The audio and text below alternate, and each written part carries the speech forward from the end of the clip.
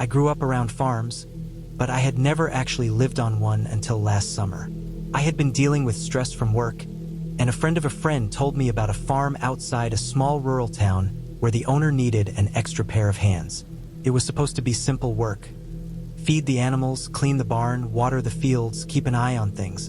A quiet place away from everything. That was the whole point. I wanted to be somewhere with no noise, no responsibilities except the basics. The farm sat far back from the main road, down a long dirt lane that looked more like something a tractor carved than something meant for cars. The first time I drove down it, dust filled my mirrors until the world behind me disappeared. Everything around the farm looked old. Not cute old, not picture-perfect old. Just worn down from too many seasons. The fences were leaning. The barn roof had patches of metal sitting on top like bandages, and the farmhouse itself was faded to this pale gray that looked almost sick. But it was quiet.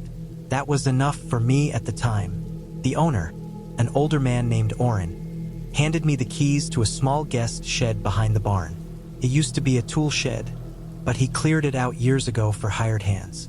It had a bed, a tiny window, a weak lamp, and a door that always stuck when you pulled it shut. Barely any insulation. At night, the walls made popping sounds when the temperature dropped, like something tapping from the outside. My first few days on the farm were boring in a good way. I woke up before sunrise, fed the cows, checked the fence line, cleaned the troughs, and walked the fields. I didn't think much when I saw small things at first, stuff that didn't feel serious until later. A water bucket tipped over when I knew I had placed it firmly in the dirt. A gate partly open when I knew I had latched it. A tool left leaning on the fence like someone had used it, even though I hadn't touched it. I assumed it was Oren, or maybe I had just forgotten. I wasn't used to farm tasks, so I blamed myself for being careless. But as the days went on, I noticed patterns. Every time the sun went down, the farm felt different. During the day, I could hear animals, wind in the corn, tractors from far-off neighbors. But at night, the entire property felt smothered in stillness, like the air got heavy. The cows didn't moo. The crickets stopped. Even the wind stopped moving the tall grass. It was a dead kind of quiet that made me feel like the fields were holding their breath. I tried to ignore it, but the same thing kept happening each night. Right around midnight, I would hear something moving somewhere out in the dark. Not fast, not loud, but steady. Like someone walking through the grass without trying to hide it. Slow, dragging footsteps. Not animal steps. Human ones. They always stopped before I could tell where they came from.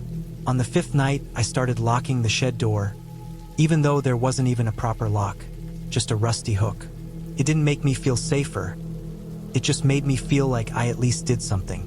The next morning, I found deep footprints around the shed.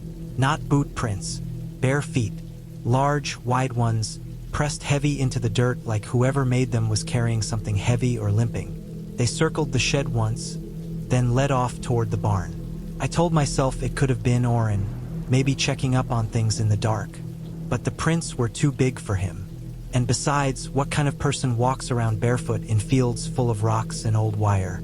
That whole day I felt off. I kept checking over my shoulder while feeding the cows.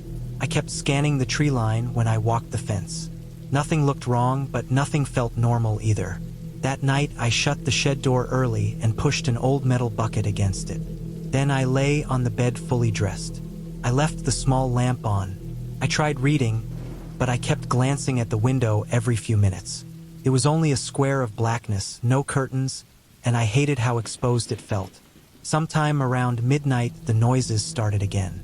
The same slow steps in the grass, far off at first, then closer and closer. I held my breath and stayed still. The footsteps stopped right outside my window. I didn't move. I didn't even blink. Then something brushed against the wall, lightly at first, then harder, like fingers dragging across the wood. Slow, over and over. My skin crawled. My eyes watered from holding my breath too long. I didn't look, couldn't. After a few minutes, the dragging stopped, and I heard the slow steps again, moving away into the yard. Only then did I breathe again. I didn't sleep the rest of the night. When dawn came, I stepped outside. The dirt under the window was disturbed. more footprints, and something else, an old rusty farm hook that I had never seen before. It was left lying right under the window, pointed toward the shed like it had been placed there. I brought the hook to the barn to ask Oren about it, but he wasn't there. The farmhouse looked empty too. All morning I worked alone and waited for him to show, but he never did. By early afternoon, I walked the fields looking for him. I checked the tractor shed, the pond, the far fence. Nothing. At the back of the property, the fence was broken, and the wire was bent inwards. Something or someone had forced their way in. I followed the trampled grass for a few meters, but the tracks curved into a cluster of trees and disappeared. I felt stupid, standing there with the sun beating down on the back of my neck, feeling watched even though I couldn't see anyone. That night, I didn't even try to sleep. I sat on the bed with the lamp on, listening. The farm was silent again. That heavy, unnatural stillness. I kept staring at the door, the weak hook lock, the metal bucket. None of it felt like enough. I must have drifted off at some point because the next thing I knew, something slammed against the shed door hard enough to rattle the walls. Then again, and again. Slow blows but strong. I froze, my eyes locked on the door. Dust fell from the ceiling with each hit. The bucket scraped a little across the floor. The blows stopped. My ears rang from the silence. Then came the sound that still sticks in my head. Breathing. On the other side of the wooden door. Slow, heavy breathing. Whoever it was stood inches away from me with only a thin wood panel between us. I kept waiting for the hook lock to snap, for the door to give in, for something worse.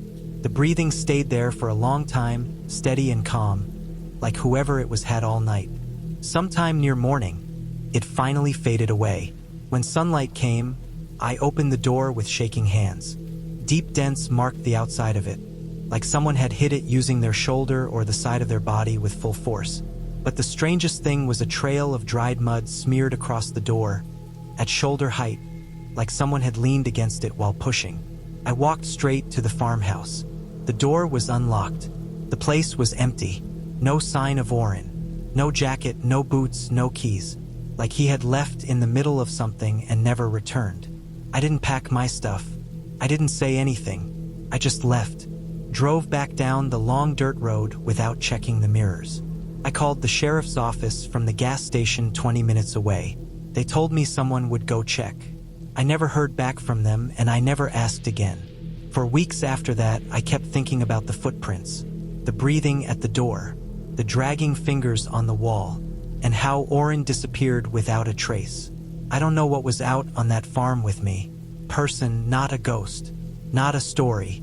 A real person who moved around in the dark like the whole place belonged to them. Someone who didn't want me there. Someone who walked barefoot through fields and circled my shed at night. Someone who pushed their whole weight against the door like they enjoyed feeling how thin the wall was between us. I haven't gone back to farms since. I can't even look at an open field without feeling like something is standing somewhere out there, hiding in the tall grass, waiting for the quiet to return. And the worst part, the part that still makes my stomach twist, is knowing whoever was out there, they're still out there. And they were comfortable enough on that farm to walk right up to a stranger's door in the middle of the night like it was normal. That means they'd done it before, and they'll do it again. I took a farm-sitting job last fall because I needed money fast and didn't want to deal with people. A coworker told me about an old farmer named Hale who needed someone to look after his property for 2 weeks while he visited his sister. It sounded simple. Feed the animals, check the fences, watch the place. I grew up in small towns, but I never worked on a real farm before. I thought it would be peaceful, quiet, a break from everything. The farm was about 30 minutes outside the nearest town, deep in an empty stretch of land where the fields ran so far you couldn't see fences anymore. When I drove in on my first day, the dirt road was so washed out that my car shook the whole way down. Dust swirled around like fog. The farmhouse sat on a slight hill, with a tin roof that flashed in the sun. To the side was a large barn with a sliding metal door, a chicken coop behind that, and a long cattle pasture stretching toward a tree line that looked darker than it should have. Hale gave me a quick tour, handed me the keys, and left before sundown.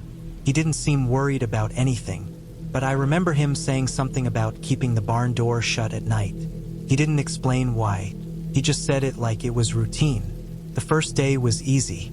I fed the cows, spread hay, filled water troughs, then sat on the porch drinking warm soda and listening to the wind. The second day was the same. Nothing strange, nothing creepy, just me and the animals and the sounds of fields moving in slow waves. But that third night, something felt wrong. I didn't notice anything at first.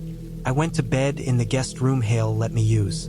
It had one small window, thin curtains, and a wooden floor that creaked when you shifted your weight. I fell asleep fast from the work. I woke up sometime after midnight, not from a noise, but from the lack of one. The silence hit me like a weight. The crickets were gone. The cows were quiet. Even the wind stopped. The farm sat under a pressure that made my chest feel tight, like the world outside my window was completely still. I lay there in the dark, listening. Nothing moved. The quiet felt unnatural, like the whole place was holding its breath. I rolled onto my side and tried to go back to sleep, but then I heard something, a soft thud, then another.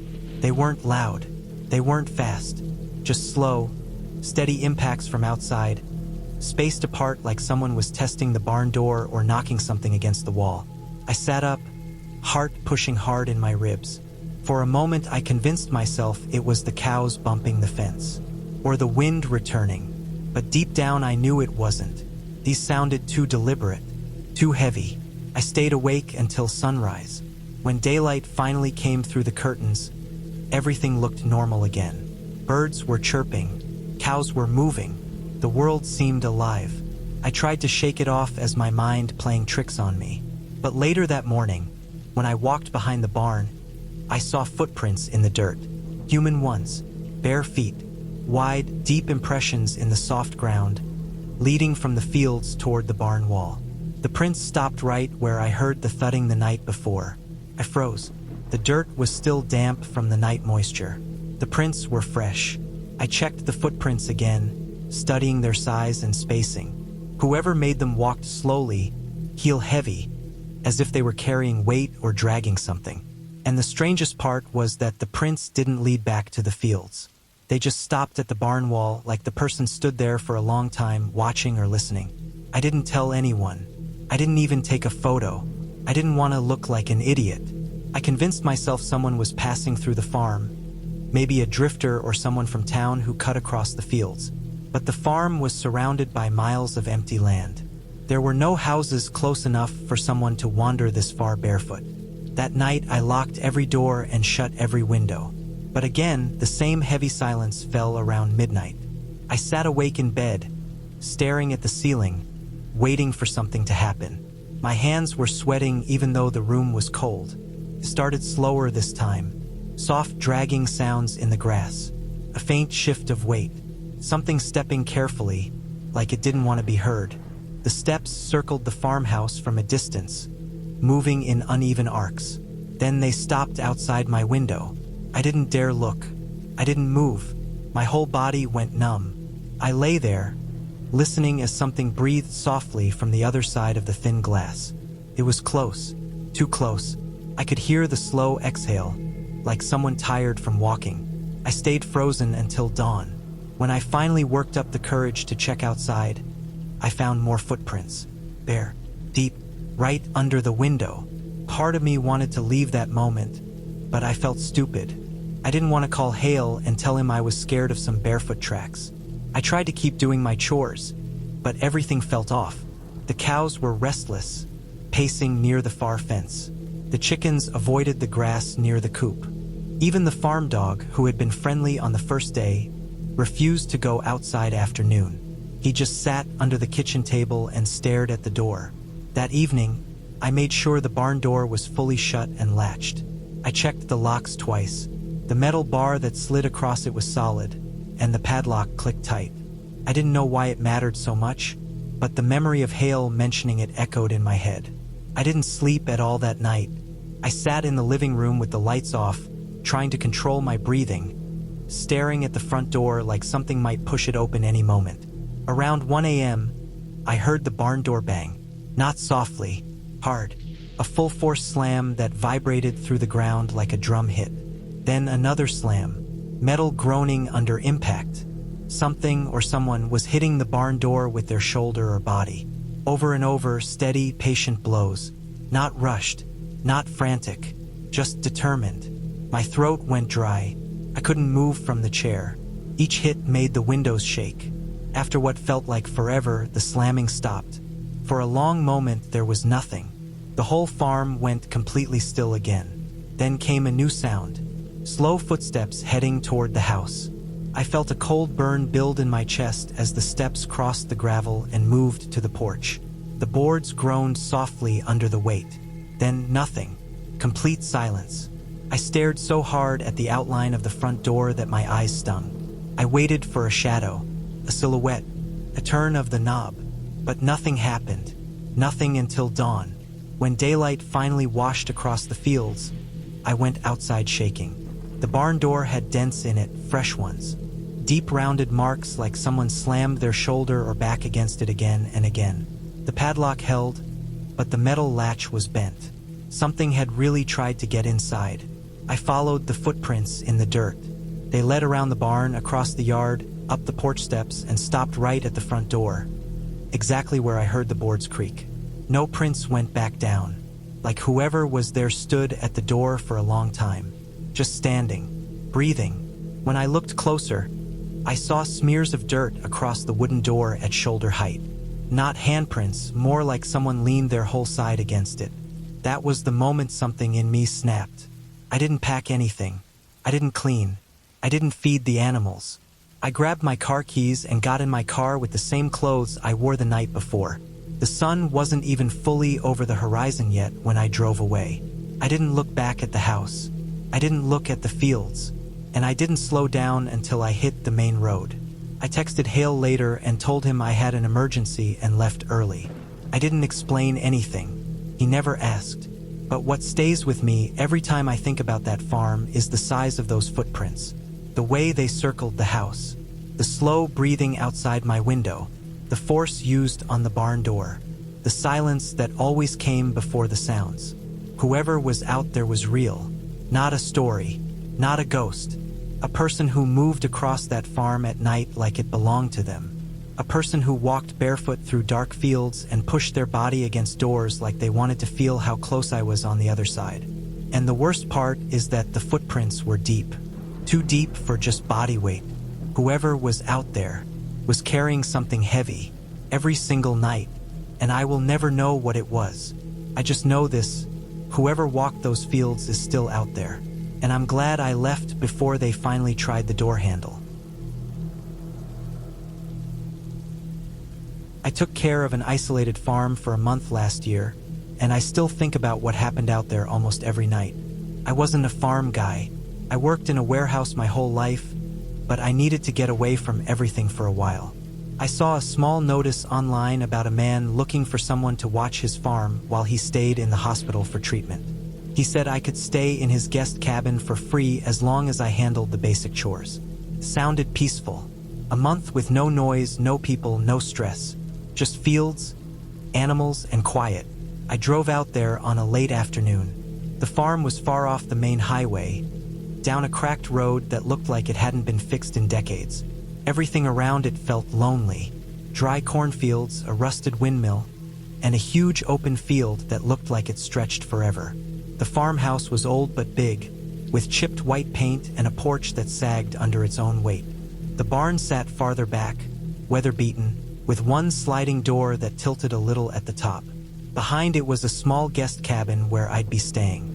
The owner didn't really talk much when I met him, but he gave me a list of chores. Feed the cows twice a day. Check the fence near the far side of the field. Keep the barn locked at night. He said that twice. Keep the barn locked at night, but I didn't ask why. I figured it was to keep animals out. Raccoons, coyotes, maybe even some bored teenagers who lived nearby. The first couple of days were simple. I fed the animals, cleaned the chicken coop, and walked the fence line. The only sound out there was wind brushing through the corn. At night, the sky turned so dark it felt like someone switched off the world, and the stars looked sharp like needles. It was quiet, but it was a good quiet. On day 4, I started noticing small things. Nothing big at first. A bucket knocked over when I knew I had placed it upright. Footprints in the dirt near the far fence where no animals were kept. A faint scraping sound at night that I brushed off as tree branches. But each night the noises grew more specific. Not random, not animal-like. A dragging sound across the dirt, slow and steady. The soft crunch of footsteps in the field that stopped the moment I sat up in bed. A dull thump against the barn wall after midnight. I tried to ignore all of it. I tried to tell myself I was just adjusting to the silence and hearing things wrong. But on the 7th night, I walked outside early in the morning and saw clear human footprints in the mud near the barn. Bare feet, large ones. Each print sunk deep into the ground like whoever made them was heavy or tired or walking slowly. They led toward the barn door, then around the side, then toward the guest cabin. I stood frozen staring at them. The morning air felt cold and the back of my neck prickled in a way that made me want to get inside immediately. I followed the prints with my eyes and saw that they stopped right at the edge of my cabin window. I looked at the window from outside. The glass was fogged from inside. On the outside, dirt smudges trailed across it at a height too high to be from an animal. It looked like someone put their hand or their cheek against the glass. My stomach went tight. That night, I slept with the lamp on. I kept the cabin door locked. I told myself it was probably some stranger or maybe a drunk who got lost. I didn't believe that, but it kept me from panicking. The farm felt different after that. Even the animals seemed uneasy. The chickens wouldn't go near the back of the coop. The cows spent most of their time huddled near the gate closest to the house, even though the far field had better grass. Around the 10th night, the noises changed again. Instead of random footsteps, they became slower, more deliberate, like someone walking with care. I could hear the grass parting. I could hear the faint shift of weight with each step. I lay on the bed completely still, listening. The steps stopped outside the cabin. Then I heard something scrape lightly across the wooden wall. Not claws, not branches, fingers, slow and soft, like the person dragging their hand across the surface to feel it. The dragging moved toward the window. Couldn't breathe. I stared at the wall, feeling the blood pound in my ears. The dragging stopped right under the window. Then the sound changed soft, slow breathing. Someone was standing there on the other side of that thin pane of glass. I didn't look. I didn't get up. I stayed still until the breathing faded away into the field and the first hint of sunrise touched the sky. That morning, I checked the ground again. The same bare footprints circled the cabin. They were deeper than before, pressed hard into the dirt, like the person stood there for a long time. For the next few days, I tried to act normal. I did the chores. I avoided the far field unless I had to check the fence. Every time I passed the barn, I checked the lock twice. I ate in silence and kept the curtains shut. But I couldn't shake the feeling that something watched the cabin from the dark fields. On the 15th night, everything escalated. I was sitting on the edge of the bed trying to read when the cabin lights flickered. Then the familiar pressure settled over the farm, the same dead silence I noticed before things happened. I turned the lamp back on after it dimmed, but the silence stayed. Felt thick, heavy, like it had weight. Then I heard it. Not footsteps, not dragging. Something hit the barn. A violent, echoing slam that shook the metal door and sent a vibration through the ground. Then another, and another. Slow, powerful hits like someone driving their whole body into the door. I froze in place. Each slam sounded spaced apart, steady, patient. Something wanted inside the barn, or something wanted me to know it was there. When the slam stopped, the silence grew deeper. I almost preferred the noise. At least the noise told me where it was. Then came the footsteps, soft ones but unmistakably human, walking through the grass, heading toward the cabin. I turned off the lamp and sat completely still, holding my breath. The steps came closer and closer. They stopped right outside the door. The wood creaked as weight pressed gently against it. Not pushing, not trying to force it, just leaning, like someone placing their body against the door to feel the warmth on the other side. Then came the breathing again. Slow, calm, deep. I stayed frozen for what felt like an hour. When the breathing finally faded and the steps drifted away into the field, I didn't sleep. I kept my eyes open until morning. When daylight came, fresh dents covered the barn door, deep ones shaped like shoulders or a back. The lock was still intact, but barely, and the cabin door had new smudges on it, dirt streaks at shoulder height. Someone leaned against it again. That was the moment I decided I was done. I didn't care about the last 2 weeks. I didn't care about the money.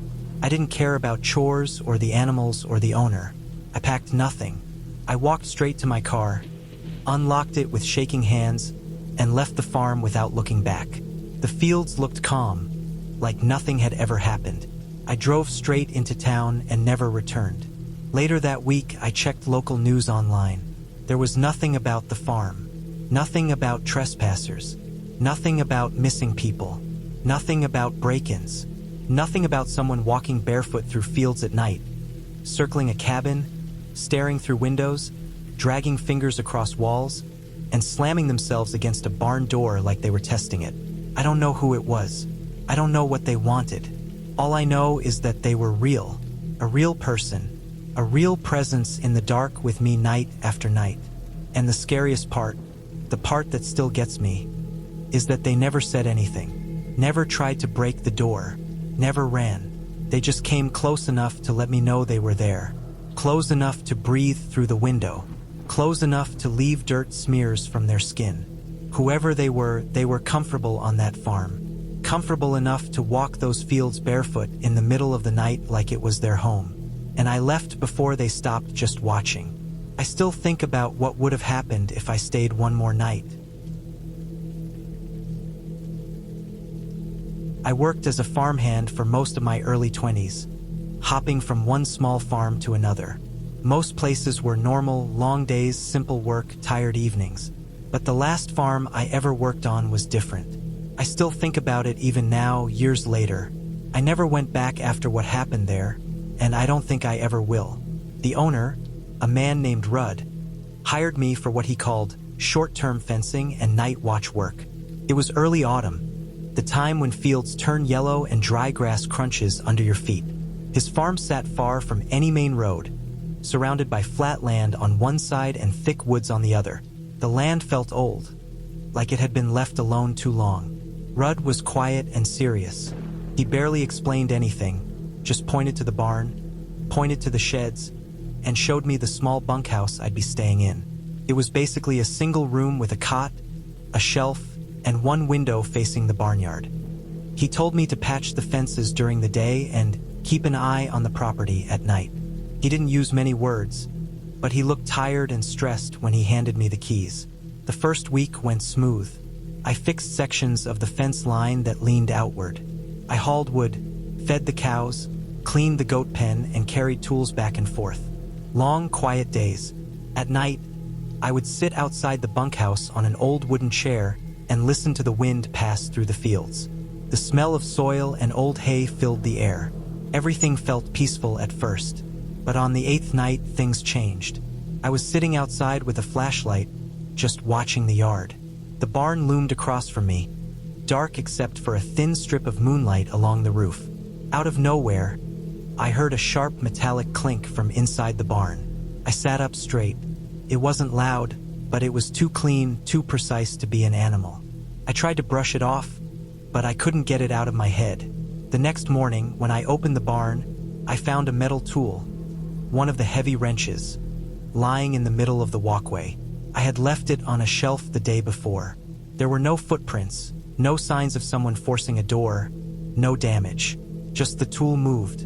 For the rest of the day, I felt like someone watched me from the barn whenever my back was turned. On the 10th night, I woke up just after midnight with a strange feeling that something was off. I couldn't hear the cows. Usually they made soft noises at night, shuffling, snorting, moving around. But that night it was too quiet. I sat up on the cot and listened carefully. Nothing. I stepped outside and the air felt colder than normal. Not weather cold, but a dead stillness that made everything feel wrong. The yard lights didn't reach far, but I could see the cows all standing near the far fence, packed together, facing the same direction. They weren't sleeping, they were alert, frozen, staring toward the tree line. I followed their line of sight, but the woods were pitch dark. I stayed close to the bunkhouse that night. I didn't even try to go back to sleep. When the sun rose, the cows finally relaxed and spread out again. By day 12, the farm started feeling strange in general. Tools weren't where I left them. The goats refused to go near the western fence. The ground near the tree line had small patches of disturbed dirt, as if something kept digging shallow holes and covering them again. That evening, a storm rolled in. The sky turned purple and the wind shook the barn roof. I spent most of the night inside the bunkhouse because the rain hit so hard that going outside felt dangerous. Around 2 a.m., lightning flashed across the fields, and in that split second of bright light, I saw something move near the barn. It wasn't an animal. It was too tall. A shoulder, a head, a whole human shape, and it vanished as soon as the light faded. The thunder hit right after, so loud my chest vibrated. I grabbed my flashlight and stepped outside, shining it across the yard. Rain poured so hard it looked like a silver sheet. I walked toward the barn slowly, step by step, trying to peer through the rain. Nothing was there. No footprints, no shadows, nothing at all. I went back inside and didn't sleep the rest of the night. The next morning, I found something new. Muddy footprints behind the barn. Human footprints. Bare feet. The prints were long and deep, spaced in uneven strides, like whoever made them walked slowly and heavily. The tracks went from the woods to the back of the barn, then stopped. No prints walking away. I stared at them for a long time before covering them with hay. I don't know why I covered them. Maybe I didn't want to see them again. Maybe I didn't want the owner to come home and think I was losing my mind. Maybe part of me didn't want proof of what I already feared. Over the next few nights, the footsteps started. They always came late, around 2 or 3 in the morning. Slow, dragging steps moving across the yard. They didn't circle the cabin. They stayed farther out. But I could hear them in the dirt. I could hear someone walking from one side of the barn to the other, pausing for long stretches of time between steps. Sometimes it sounded like the person stopped and just stood there, listening, breathing faintly, waiting. I didn't dare step outside. I sat on the edge of the cot with the light off, gripping a wrench like it was a weapon. I tried to convince myself it was a stray, a drifter, maybe somebody hiding on the property. But no drifter walks barefoot through rough ground at 3 in the morning, night after night, dragging their feet like they don't care about cuts, mud, or sharp stones. On the 21st night, everything built up into something I still cannot forget. I went to bed early because I felt sick with stress. I didn't even want to be awake for whatever was happening every night. But sometime in the early morning, maybe around 3, something woke me. It wasn't a sound at first. It was pressure, like the air itself felt heavier. Then the steps came, slow, deliberate, long gaps between each one, coming from the barn, approaching the bunkhouse. I sat up in bed, heart thudding so hard I felt it in my throat. The room felt warm and suffocating. The steps reached the window. I didn't move. I stared straight ahead at the door, too scared to turn toward the window. The steps stopped right outside the wall, only a few feet from my bed. Then I heard soft breathing. Slow, tired, heavy. It moved closer. Then something pressed against the window. Not tapping, not scratching, just a gentle, full-body lean against the glass, like someone resting their head or their shoulder there. The window creaked under the weight. The thin wooden frame groaned. I didn't move. I didn't blink. I didn't breathe. The person stayed there for a long time. Maybe 5 minutes, maybe 10. Felt endless. Their weight shifted slightly, like they were adjusting or trying to see through the tiny gap in the curtain. Then they slid away from the window. I heard one slow step, then another heading toward the barn again. The footsteps faded into the distance. I sat awake until sunrise. The next day, I didn't bother checking for footprints. I didn't check the barn. I didn't do chores. I walked straight to my truck, grabbed my bag, threw everything inside, and drove off the property without telling anyone. I didn't even shut the gate behind me. When I got to the closest gas station, My hands shook so badly I couldn't hold my wallet. A man at the counter helped me, asking if I was okay. I just said I needed water and kept moving. Later that evening, I called the owner and told him I had an emergency and couldn't stay. I didn't explain anything else. He didn't ask. I never told anyone exactly what happened. Not until now. There were no ghosts, no monsters, no anything like that. Just a person. A real person walking the fields barefoot every night. A real person sneaking around the barn. A real person leaning against my window with their full weight like they wanted to listen to my breathing. And what scares me even now is knowing that whoever it was didn't fear me, or the lights, or the animals, or the fences. They were comfortable in the dark. Comfortable watching me. Comfortable returning again and again, knowing I couldn't see them properly. I left that farm because I understood something too late. They weren't passing through. They lived out there, and they didn't want to be found. I took a seasonal job on a quiet farm at the edge of a small rural town because I needed money fast and the owner didn't ask many questions. The place looked old but normal when I first arrived. An old farmhouse, a couple of large barns, a long gravel driveway, a broken windmill, and a wide field that seemed to stretch forever in every direction. It all felt peaceful in the way isolated places sometimes do. The kind of peace that feels good at first but slowly turns into something heavy when you're alone too long. I lived in a small room above the workshop. It had one window that looked over the cattle field. Every morning I woke up before sunrise, pulled on the same dirty boots, and walked across the yard in the dark. Most of the time, the only sound was the crunch of gravel and the soft breathing of the animals. But on the third night, when I was walking back to my room after finishing chores, I noticed something strange. One of the barn doors was slightly open. I remembered locking it earlier, and I always checked twice because the owner made it clear he didn't want the animals wandering out. I pushed the door shut and went upstairs thinking maybe the wind loosened it. But at around 2 in the morning, I woke up suddenly. I didn't know why at first, but as soon as I sat up, I felt that something was wrong. It was too quiet. Even at night, you could normally hear the cows shifting around or a dog barking far away across the fields. This time there was nothing, not even insects. I went to the window and looked out. Everything seemed normal except for one thing. The cattle, about 20 of them, were all standing pressed against the far fence like they were trying to get as far away from the barns as possible. I tried to tell myself animals do strange things sometimes. Maybe something spooked them. Maybe a wild dog or a fox had come close earlier. But I couldn't fall back asleep. I kept listening, waiting for some sound, but the silence stayed thick and heavy. The next day was long and tiring. The cows were jumpy. They kept jerking their heads toward the barns like something was inside. At one point, while I carried a bucket across the yard, all of them suddenly turned at the same exact moment and stared toward the workshop under my room. Their bodies went stiff. Their breathing got loud.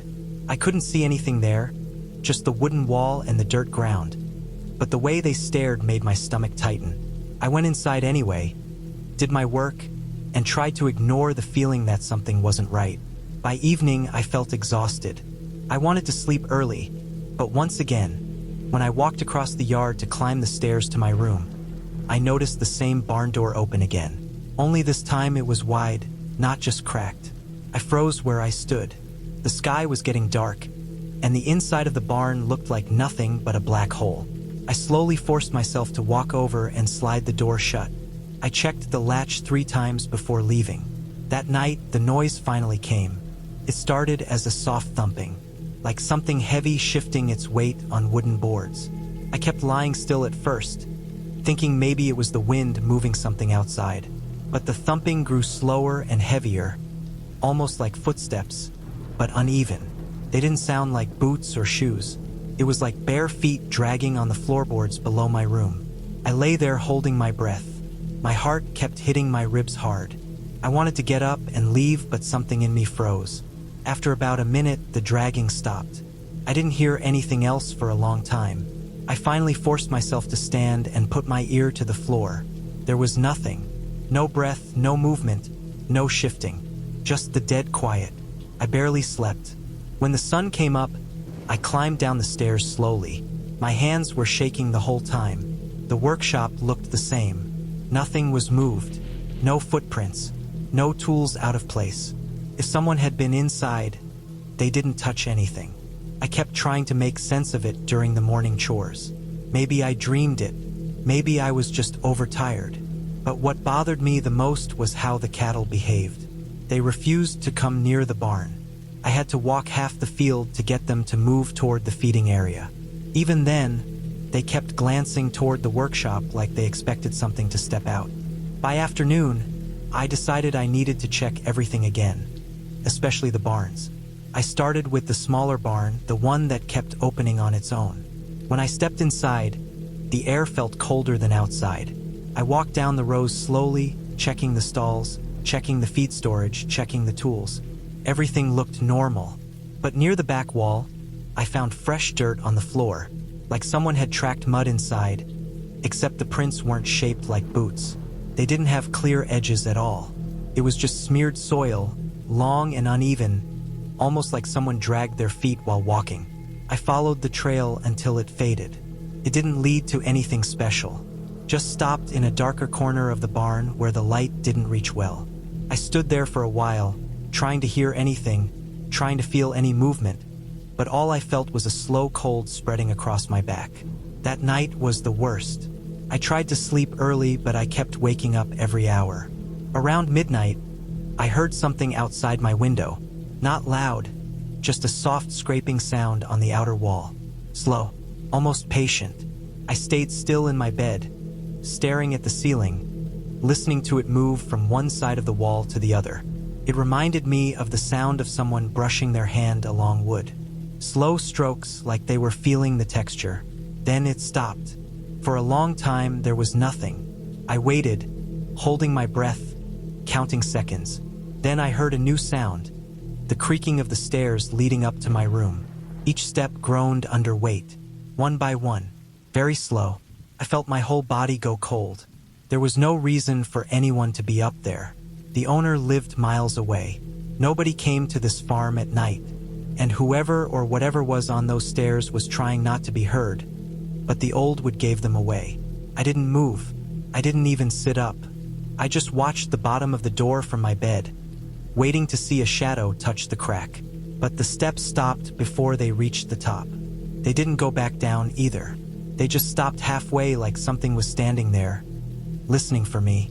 I stayed awake until the sun finally came through the window. When morning came, I packed my bag immediately. I didn't bother with chores. I didn't care about the job anymore. When I stepped outside, I checked the stairs. The dust on them had been disturbed. There were marks on 2 of the steps, but again, no clear footprints. Just smeared shapes like someone with wide, flat, bare feet had walked there. The outer wall below my window also had long dirt streaks, exactly where the scraping sound had been. I didn't waste another second. I walked across the yard fast, not looking back at the workshop, not checking the barns. The cattle were gathered in the far corner again, pressed together like they were hiding. When I reached the road, I didn't stop walking. I kept going until I was back in town. Later that day, I called the owner and told him I quit. I didn't explain why. I didn't want him to think I was imagining things. But I know what I heard. I know what I saw. Something was living on that farm. Something human or close to human. Something that moved at night and stayed in the dark corners and walked barefoot in the barns. Something that watched me from outside my window. And the worst part was the barns had no signs of forced entry. The workshop had no broken locks. Whatever was there never came from outside. It had been there the whole time, living somewhere in those old barns or in the walls of that workshop, moving only at night, learning my routine, getting closer each time. Leaving that morning was the smartest thing I ever did. And the ending is simple and clear. I never went back, and I never will. Some farms are abandoned for a reason, even when nobody says it out loud.